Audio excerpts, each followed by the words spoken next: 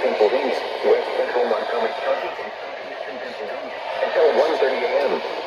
At 10:36 radar indicated thunderstorms producing heavy rain across the north and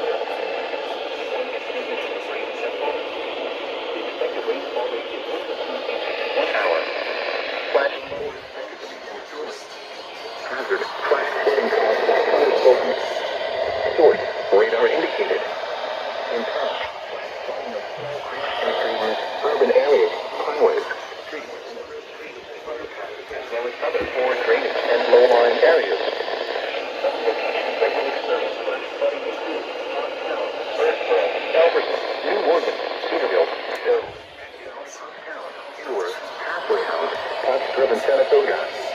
Turn around, don't drown like a flooded road.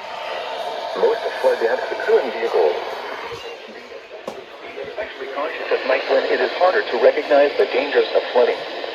Please report observed flooding to local emergency services or law enforcement and request they pass this information to the National Weather Service when you can do so safely.